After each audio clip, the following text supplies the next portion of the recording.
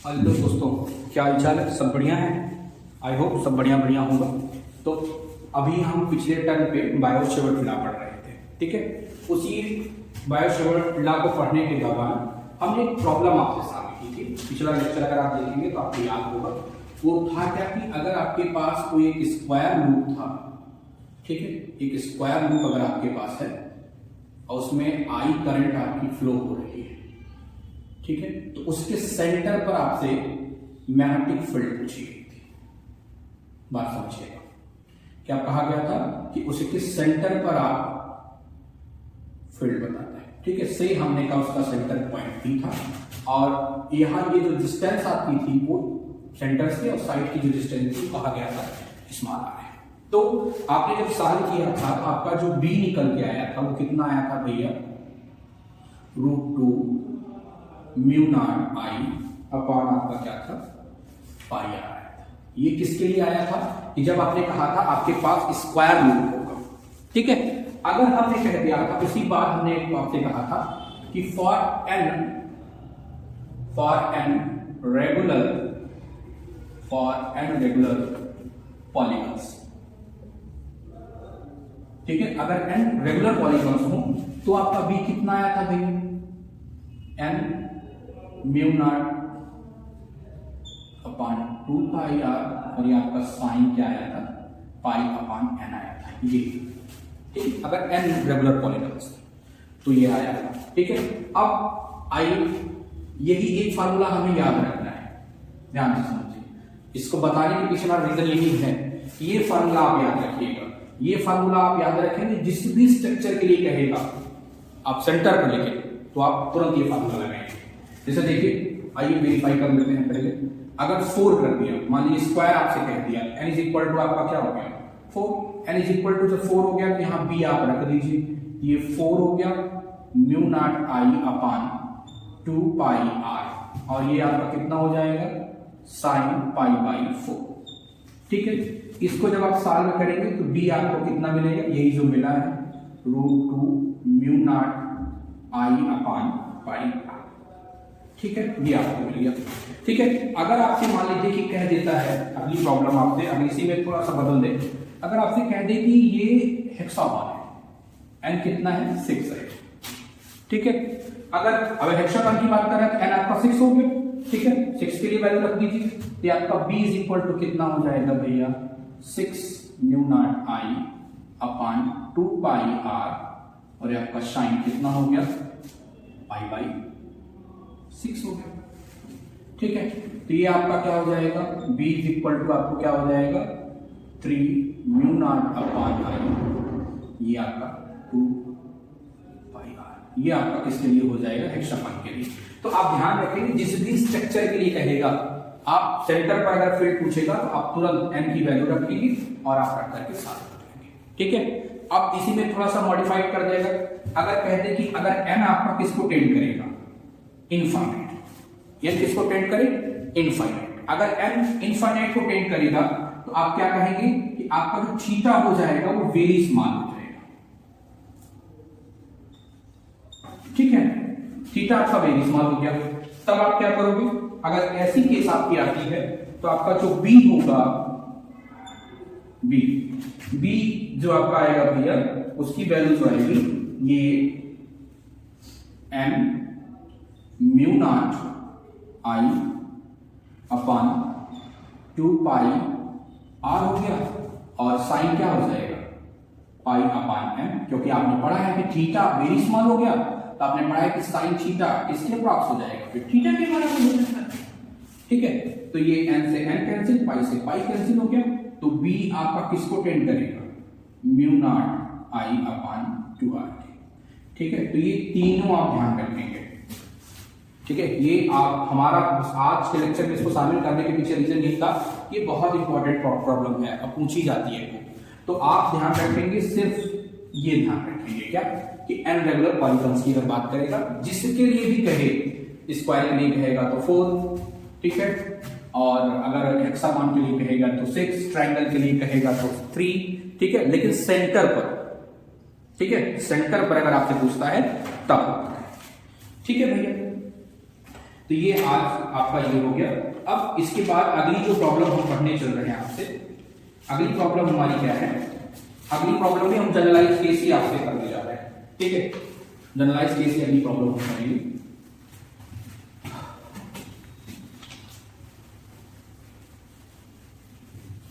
ये तो समझ लीजिएगा थोड़ा सा, पिछला लेक्चर आप देख लेंगे तो आपको समझ में आ जाएगा, लेकिन पिछला लेक्चर देखिए, ठीक है। क्योंकि देखिए हम चीजों को बहुत अपने अकॉर्डिंग हम सिस्टमैटिक लेके चल रहे हैं, ठीक है ना। और जब प्रॉब्लम्स आपकी सिस्टमैटिक है तो आप एक लेक्चर अगर आप एक मिस कर दिया तो पीछे थोड़ा सा दिक्कत होगी आपको समझने में, आगे आने में। तो लेक्चर वाइज आप देखते रहेंगे तो आपको समझ में आएगा, ठीक है। अब अगला हमारा जो टॉपिक है वो क्या है कि magnetic field, magnetic field at the center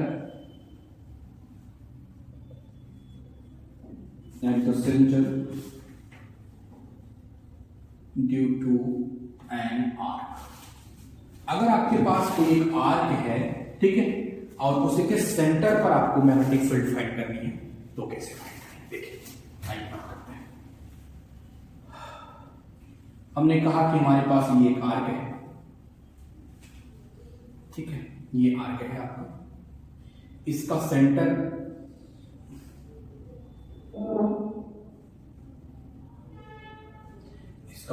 ये है, ठीक है, सेंटर इसका O है। तो अगर ये एंगल आपका थीटा है, ये एंगल कितना है, थीटा है, तो आपकी जो प्रोड्यूस हुई मैग्नेटिक फील्ड होगी वो कितनी होगी, B is equal to mu naught I upon 2r, इसका रेडियस कैपिटल R है, 2r, तो और आपका ये हो जाएगा थीटा अपॉन 360, ठीक है। इसमें आई करंट फ्लो हो रही है, ध्यान समझिए, आई करंट अगर आपकी फ्लो हो रही, कोई एक आर्क है, ठीक है, कोई एक आर्क आपको दे दिया गया और हमने कहा कि उसमें आई करंट फ्लो हो रही है। एक आर्क है जिसका रेडियस कितना r है, उसमें आई करंट फ्लो हो रही है, उसके सेंटर पर फील्ड कितनी होगी, ठीक है। ये आपका क्या हो जाएगा, B is equal to mu naught I 2r theta upon 360। ये थीटा गिवन एंगल होगा, ठीक है। मान लीजिए कि अगर आपका ये क्या हो, सर्कुलर रिंग हो, क्या हो, फॉर सर्कुलर रिंग, कैसा हो भैया, अगर ये सर्कुलर रिंग हो, तो सर्कुलर अगर रिंग होगा तो सर्कुलर रिंग के लिए थीटा की वैल्यू क्या होती है, 360 होती है, ठीक है ना। सर्कुलर के लिए थीटा 360 होगा। अब 360 होगा तो अब देखिए यहां पर B आपका क्या आ जाएगा, mu naught I 2r 360 upon 360, तो ये आपको B मिल गया। तो B आपका क्या हो जाएगा, म्यू नॉट I 2r हो जाएगा। आप देखेंगे अगर बायो-सेवर्ट लॉ से, यूजिंग अ बायो-सेवर्ट लॉ आप मैग्नेटिक फील्ड फाइंड करेंगे at the centre of circular ring, तो इतना ही आता है, ठीक है। और ये हो गया। और अगर मान लीजिए आपसे पूछ ले कि सेमी सर्कुलर हो तब क्या होगा, फॉर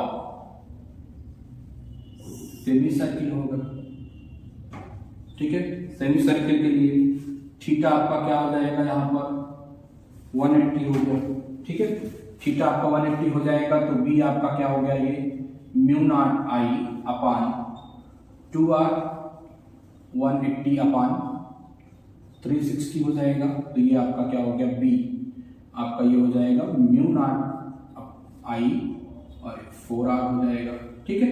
तो ये आप याद रखिएगा, आपको सिर्फ याद क्या करना है, ये फार्मूला याद करना है कि अगर आपके पास कोई एक आर्क हो तो उस आर्क के सेंटर पर आपकी जो मैग्नेटिक फील्ड होगी वो भैया कितनी हो जाएगी, B is equal to mu naught upon 2r theta upon 360।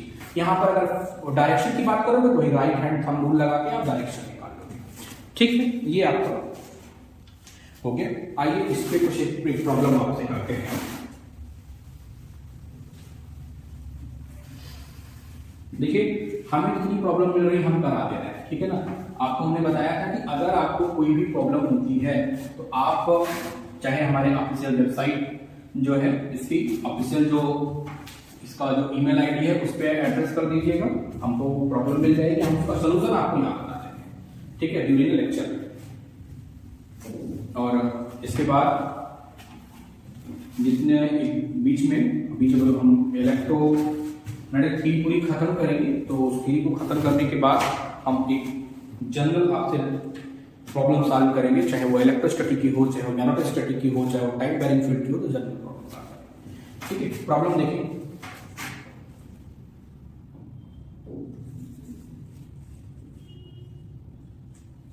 आपको एक स्ट्रक्चर दिया गया है, ये आपका सेमी इनफाइनाइट दो आपके पास वायर है, ठीक, ये आपका है, जिसमें आई करंट फ्लो हो रही है,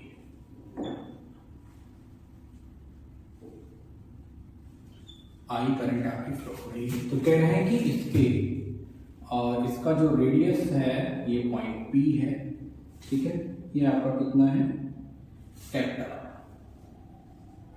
ये जो डिस्टेंस आपकी कितनी है, ये कैपिटल आर है, ठीक है। यानी इसी पॉइंट पी पर आप हमें magnetic field find the magnetic field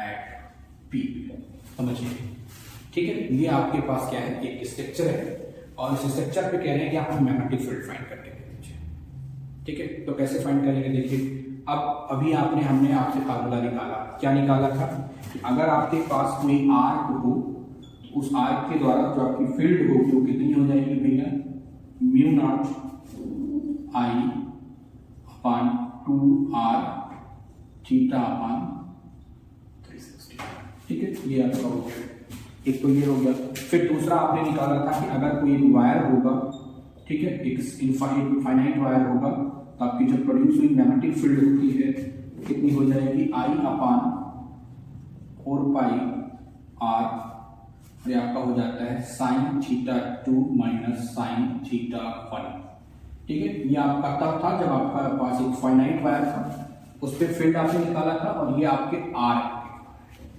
ठीक है। इन्हीं दोनों का फार्मूले का इस्तेमाल करना है इसमें। तो आइए देखिए, अब दो, ये एक सेमी आपका इनफाइनाइट वायर ये है, एक सेमी इनफाइनाइट वायर ये, ठीक है, और ये आपका सेमी सर्किल है, ठीक है। तो सेमी सर्किल हमने कहा कि से जो आपका वायर है, सेमी इनफाइनाइट वायर है, उसके द्वारा जो प्रोड्यूस हुई मैग्नेटिक फील्ड है वो V1 होगी, ठीक है। देखिए, ये आपका सेमी इनफाइनाइट वायर है, ठीक है, जिसमें आपकी करंट कितनी फ्लो हो रही है भैया, आई, ठीक है। ये पॉइंट है जहां पर आपको फील्ड बतानी है, ठीक है। तो अब देखिए, थीटा 2 आपका कितना हो जाएगा, ये 90 हो जाएगा, और थीटा आपका 1 क्या हो जाएगा, 0, ठीक है। तो उस फार्मूले में रख लीजिए, mu naught I upon 4 pi R, और वो आपका क्या हो जाएगा, साइन 90 माइनस साइन 0, तो ये आपका कितना, B1 कितना हो गया, B1 आपका हो गया mu naught I upon 4 pi R, sine 90 की वैल्यू 1 हो गया। तो ये तो पहला जो एक आपका सेमी पहला एक वायर है, उसकी वजह से आपका B1 आपका जो निकल के आया, ये कितना हो जाएगा, mu naught I upon 4 pi R. ये तो एक सेमी वायर। दूसरा सेमी इनफाइनाइट वायर जो है, उसके कारण हमने कह दिया B2, तो सेम वैल्यू यही आएगी, P mu naught I upon 4 pi R. ये आपका हो गया दूसरे वायर के, ये दूसरा वाला। अब तीसरा आपका सेम कौन सा है, सेमी सर्किल है। तो सेमी सर्किल है अगर, तो आपका थीटा कितना हो जाएगा, सेमी सर्किल के लिए हमने कह दिया से ये B3 है, तो मैग्नेटिक फील्ड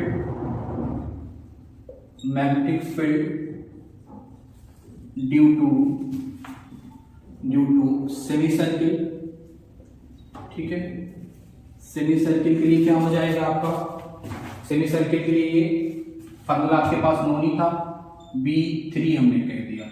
और फार्मूला आपका क्या था भैया, फार्मूला आपका है mu naught I upon 2r, और ये आपका कितना था, थीटा अपान 360। ठीक है, थीटा कितना है, सेमी सर्किल है तो पाई आपका कितना होगा, पाई मतलब, तो ये आपका b कितना हो गया, म्यू नॉट आई 2r। ठीक है, ये आपका 180 अपान 360। ये आपका B3 कितना हो गया भैया, म्यू नॉट आई अपान ये आपका क्या हो जाएगा 4r। ठीक, ये आपका हो गया। अब आपको निकालना है टोटल, तो टोटल क्या हो जाएगा, टोटल आपका सम हो जाएगा। ठीक है,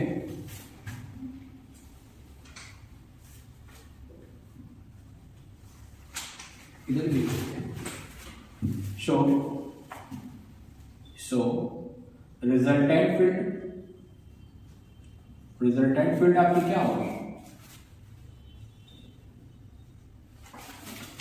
सो रिजल्टेंट फील्ड निकालिए बी, प्रिंसिपल ऑफ सुपरपोजिशन से B1 plus B2 plus B3, magnitude हम सबका लिख रहे हैं, तो B आपका कितना हो गया, B1 कितना है, mu naught I upon 4 pi R plus mu naught I upon 4 pi R, और ये कितना हो जाएगा, म्यू नॉट अपान आई, और ये म्यू नॉट अपान आई 4r हो गया। ठीक है, अब देखिए यहाँ पे क्या कॉमन हो रहा है भैया, mu naught I upon 4r common हो रहा है, तो बचेगा 1 प्लस 2 अपान पाई। ठीक है, तो आपकी जो फील्ड हो गई कितनी हो गई भैया, म्यू नॉट आई और आपका ये क्या हो गया 4r 1 प्लस 2 अपान पाई हो गया। ठीक, ये आपकी फील्ड हो गई। अब अगर आपसे डायरेक्शन पूछ लेता है तो आप डायरेक्शन के लिए क्या करोगे, वही राइट हैंड थंब रूल आप लगा करके इसकी डायरेक्शन को आप बता। ठीक है भैया, ये हो गई एक प्रॉब्लम। एक और इसमें ऐसे ही एक प्रॉब्लम है, वो देख लीजिए, आइए देखते हैं। सेम ऐसे ही एक प्रॉब्लम है,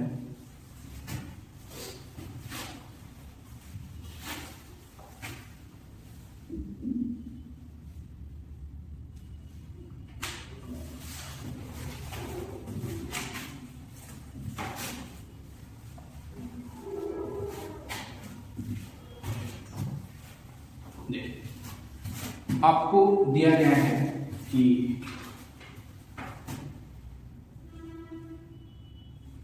ये आपको पॉइंट P दिया गया है। ठीक है, एक आर्क आपका ये है, दूसरा आर्क आपका ये है।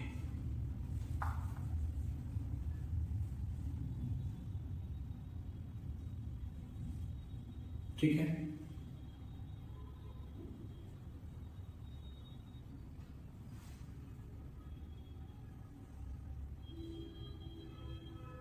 ये आपको दिया है। ठीक है, ये एंगल आपका कितना है, 90 डिग्री है, ध्यान से समझिएगा, ये एंगल आपका 90 डिग्री है। ठीक है, और इसका जो रेडियस है वो A है, और दूसरे वाले का जो रेडियस है वो B है। ठीक है, कह रहे हैं इसमें करंट आपकी I है और इसमें करंट आपकी I है। ठीक है, कह रहे हैं यहां पर आप ये पॉइंट P है, यहां पर आप पॉइंट P नेगेटिव फील्ड बता दीजिए। ठीक है, अब देखिए, अब इसमें हम 4 पार्ट में कर ले रहे हैं पहले ना, ये पहला सेगमेंट हो गया, ये दूसरा सेगमेंट हो गया, ये तीसरा हो गया, और ये चौथा हो गया। 4 सेगमेंट है। ठीक है, अब आपने पढ़ा है कि एंगल पर डिपेंड करेगा। ठीक है, यहां देखिए, और सेगमेंट 1 और 3 बताइए, सेगमेंट 1 और 3 पर। ठीक है, सेगमेंट 1 और 3 पर आपकी जो फील्ड हो जाएगी वो कितनी हो जाएगी भैया, 0 ना। पिछला लेक्चर आपने देखा होगा तो आपको समझ में आ रहा होगा। ठीक है, कि सेगमेंट B1 1 और 2 पर, नहीं 1 और 3 पर आपकी फील्ड क्या होगी, 0 हो गई। ठीक है, अब ये दोनों कैसे हैं, आर्क है। ठीक है ना, आर्क है और एंगल आपका 90 है, ये ध्यान रखेंगे। ठीक है, तो आपका B2 कितना हो जाएगा, ये B2 ये B2 आपका कितना हो गया, जो आर्क वाला फार्मूला है वो क्या था, म्यू नॉट अपान 2 R और थीटा अपान 360 था, ये फार्मूला आपका, ठीक है। यहां पर ये B का फार्मूला है अगर R के लिए, ठीक है। अब इसका रेडियस कितना कह रहा है A, तो आपका B2 कितना हो जाएगा बताइए, म्यू नॉट अपान 2A और थीटा कितना हो जाएगा, थीटा 90 डिग्री हो गया, 90 अपान 360 हो गया, ठीक है। ये आपका हो गया। अब देखिए, अब ये आपका निकल के कितना आया 1/4, ये आपका निकल के आएगा mu naught I upon 8A निकल के आ गया। ये तो किसके लिए, दूसरे के लिए। चौथे के लिए आप निकाल लो V4 भी तो यही आएगा, बस म्यू नॉट I अपान क्या हो जाएगा 8B हो जाएगा, ये चौथा हो गया। अब रिजल्टेंट फील्ड आपसे पूछ रहा है ना, देखिए इसके पहले वाले में डायरेक्शन सेम थी ना, डायरेक्शन सेम थी, तो आपने कहा ठीक है, हमने ऐड कर लिया था, लेकिन यहां पे डायरेक्शन दोनों करंट की क्या है, अपोजिट है, डायरेक्शन करंट दोनों अपोजिट है, तो क्या हो जाएगा रिजल्टेंट आपका B, ये आपका हो जाएगा B2 माइनस B4, ठीक है। तो ये कितना आएगा भैया, mu naught I upon 8A minus mu naught I upon 8B, ठीक है। तो ये आपका क्या हो गया, म्यू नॉट I 8, ये कॉमन हो जाएगा, ये बचेगा 1 अपान E माइनस 1 अपान B, ठीक है। तो ये आपका हो गया। यूजिंग बायो-सेवर्ट लॉ आपने क्या किया भैया, डिफरेंट स्ट्रक्चर्स का आपने पढ़ लिया, ठीक है। ये आपका ठीक। अब जो भी बेस इस पे न्यूमेरिकल होंगे आप थोड़ा सा सॉल्व करेंगे, तो फिर अगर कोई प्रॉब्लम होती है तो आप मुझे बताइएगा, ठीक है। अब हम अगला जो टॉपिक शुरू करने जा रहे हैं वो एम्पियर सर्किटल लॉ, ठीक है, Ampere's law.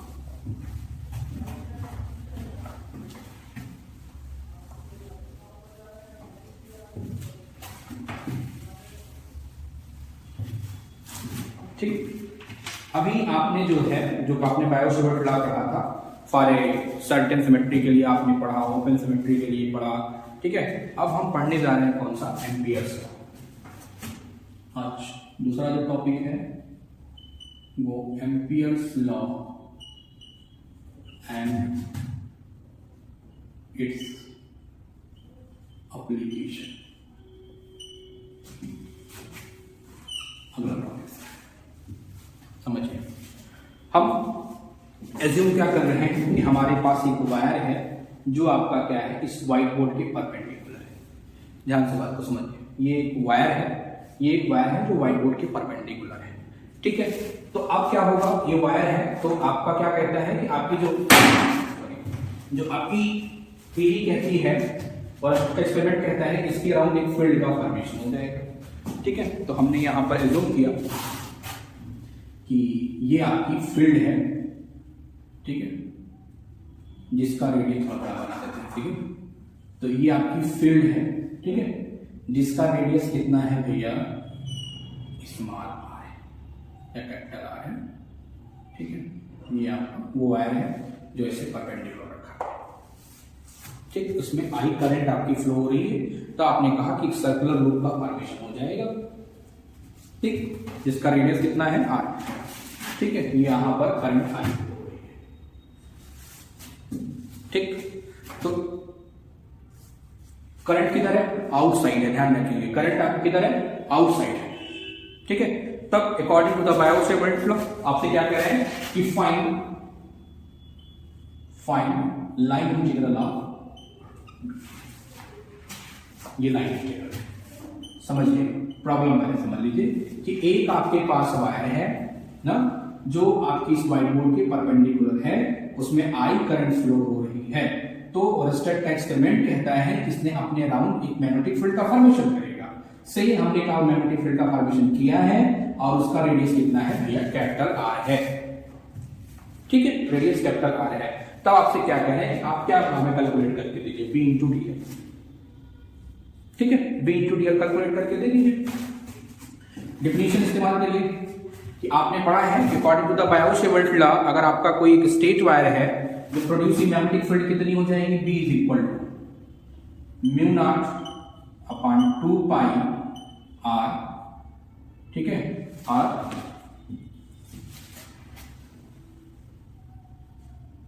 I upon r। ये आपका हो गया अगर आपके पास कोई स्टेट वायर है, ठीक है। उस स्टेट वायर के कारण आपका जो प्रोड्यूसिंग मैग्नेटिक फील्ड हो जाएगी वो कितनी हो जाएगी, B is equal to mu naught upon 2 pi I upon r। आपसे पूछ क्या जा रहा है, क्या लाइन इंटीग्रल बता दीजिए, तो लाइन इंटीग्रल का फार्मूला रखिए, ठीक है, line integral of B into D. चलिए B की वैल्यू रखिए, B आपका क्या हो जाएगा, mu naught upon 2 pi I upon r, ठीक है। हमने कहा कि इसकी जो डायरेक्शन है अगर आप वेक्टर के फॉर्म में लिखें, डायरेक्शन हमने कह दिया फाई है, ठीक है। और अब आपका कोऑर्डिनेट्स में आपका क्या हो जाएगा, capital R D phi phi cap, ठीक है। फाई कैप कितना हो गया, 1 यूनिट वेक्टर का multiply I into I, J into J, K into K, 1 हो गया, ये तो 1 हो गया, इस R से ये R कैंसिल हो गया। अब कितना हो जाएगा, लिमिट ये आपका बचा, देखिए यहां पर क्या बचेगा, mu naught upon 2 pi I, ये तो कांस्टेंट हो गया, बाहर खिंच जाएगा, ठीक है। और तब आपका ये हो जाएगा लिमिट 0 से 2 पाई एंगल हो जाएगा और ये डी फाई हो गया, ठीक है। तो ये आपको कितना आ जाएगा भैया, जब आप निकालोगे तो mu naught upon 2 pi I और मल्टीप्लाई 2 पाई हो गया, ये आपको कितना हो जाएगा, म्यू नॉट टाइम्स आपका पाई, ठीक है। तो ये आपका क्या हो गया कि आपकी जो मैग्नेटिक फील्ड का जो लाइन इंटीग्रल है वो किसके बराबर हो गया भैया, mu naught times of the I K. ध्यान से बात को समझना चाहिए, ठीक है। आई क्या है, अगर आई की बात करो इस लूप को जो क्रॉस कर रही है, जो करंट है, ठीक है ना, जो करंट आपकी है वो आपके लूप को जो क्रॉस कर रही है वो करंट है, ठीक है। अब ये आपका क्या है, ये आपका integral form of ampere's law, integral form of ampere law, ठीक है। ये आपका क्या है, integral form of ampere's law, ठीक है। अब अगर देखिए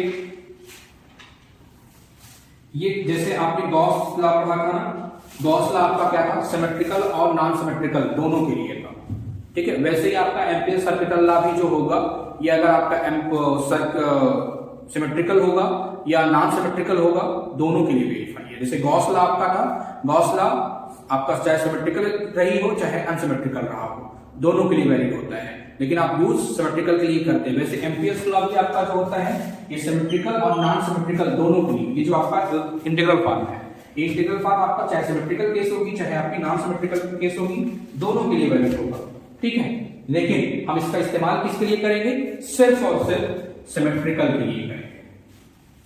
बात हमारी समझ पा रहे हैं कि आपका क्या है कि जो एम्पियर्स लॉ है ये सिमेट्रिकल और नॉन सिमेट्रिकल दोनों केस के लिए जस्टिफाई है, लेकिन हम यूज किसके लिए करेंगे, सिमेट्रिकल केस के लिए करते हैं, ठीक है। अब ध्यान समझ लीजिए, अगर आपको सिमेट्रिकल करंट दिया है, ठीक है, सिमेट्रिकल करंट डिस्ट्रीब्यूशन दिया है, तो आप यूजिंग एम्पियर सर्किटल लॉ आप क्या कर सकते हो भैया, यूजिंग एम्पियर सर्किटल लॉ आप फील्ड को कैलकुलेट कर सकते हैं। बात समझ में आई हमारी कि अगर क्या हो गया कि अगर आपसे क्या हो गया भैया, कहा गया कि अगर सिमेट्रिकल करंट डिस्ट्रीब्यूशन दे दिया गया और आपसे पूछा गया कि आप मैग्नेटिक फील्ड बता दो, तो आप कैसे बताएंगे, यूजिंग एम्पियर सर्किटल लॉ, ठीक। अब देखिए ये इंटीग्रल फॉर्म हो गया। अगर इसी की हम बात कर लें आपसे,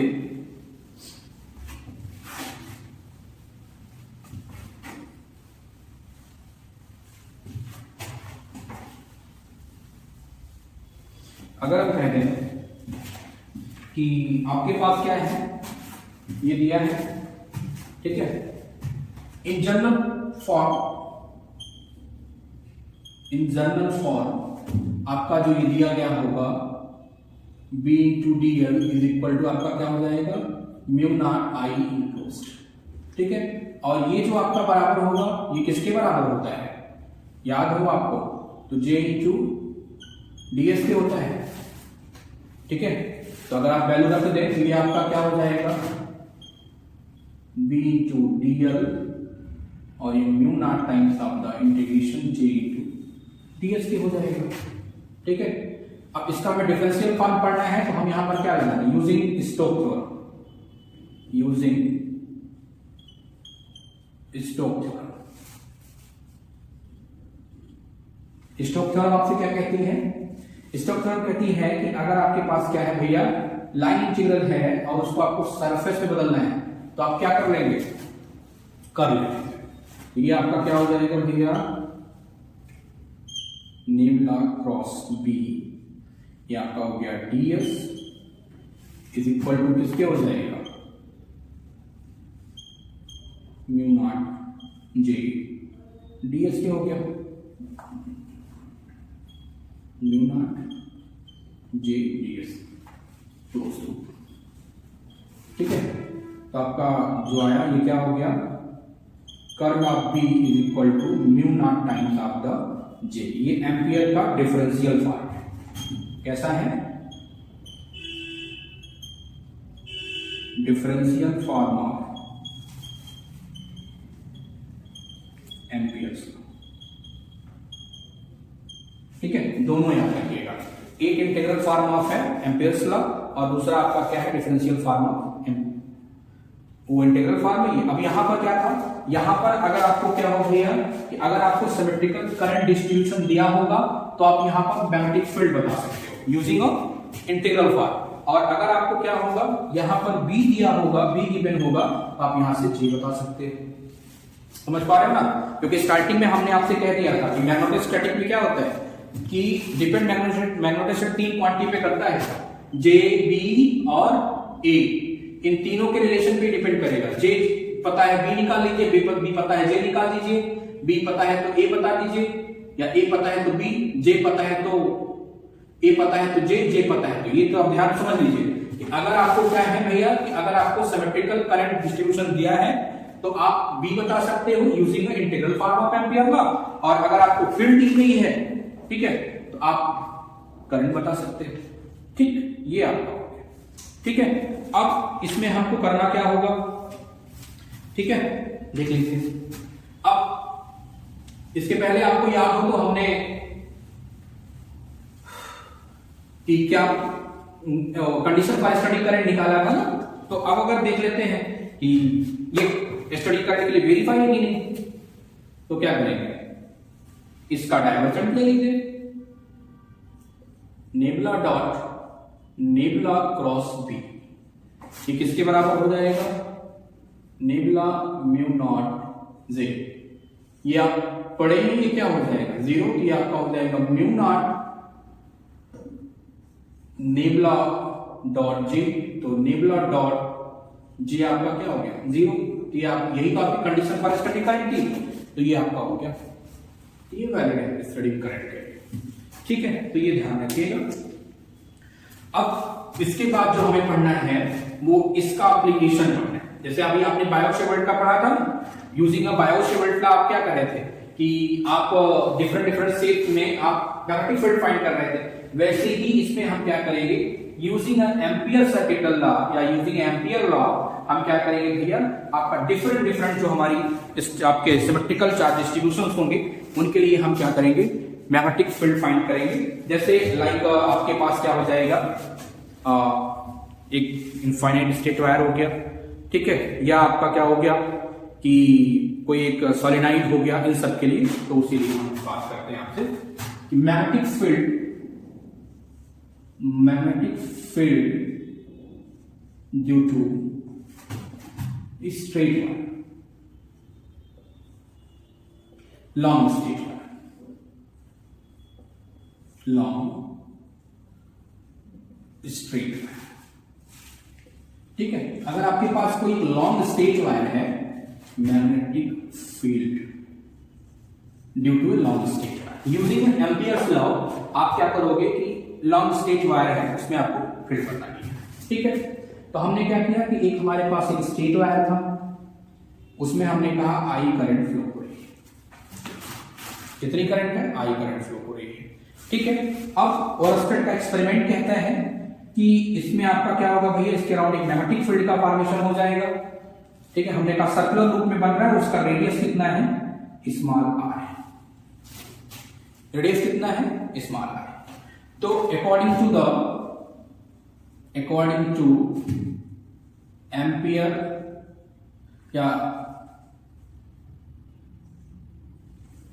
हो जाएगा, integral form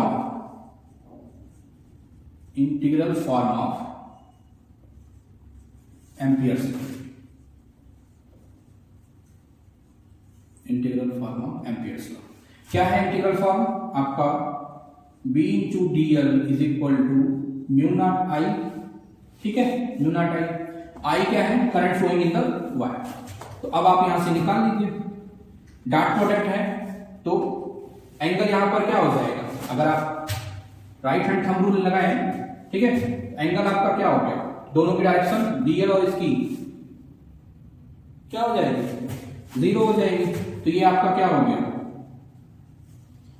B DL cos 0, और ये आपका क्या हो जाएगा, म्यू नॉट आई, cos 0 की वैल्यू 1, ठीक है। तो ये आपका क्या हो गया, integration B DL is equal to mu naught I हो गया, B यहां से कॉमन कर लीजिए तो आपका इंटीग्रेशन DL हो गया और आपका म्यू नॉट आई, ठीक है। तो B इज इक्वल टू कितना हो गया भैया, mu naught upon 2 pi I upon R. तो ये आपका क्या हो गया, ये ठीक है। अब अगर डायरेक्शन की बात करें तो ये आपकी अगर करंट की डायरेक्शन होगी तो ये जो कर्व फिंगर्स है ये क्या बताएंगे, मैग्नेटिक फील्ड की डायरेक्शन को बताएंगे, ठीक है। तो ये जो क्लोज आपका एरिया होगा ये फील्ड का डायरेक्शन हो जाएगा, ठीक है। तो ये आप ध्यान रखेंगे। अगले लेक्चर में हम आपसे जो बातचीत करेंगे वो बात करेंगे क्या, कि मैग्नेटिक फील्ड निकालेंगे using Ampere's law. Using Ampere's law आपको निकालना है, कोई एक सॉलिनॉइड है, कोई टॉरॉइड है, तो डिफरेंट इसके एप्लीकेशन करेंगे, ठीक है। तो थोड़ा सा आप ध्यान से पढ़ेंगे तो समझ में आ जाएगा। Thank you.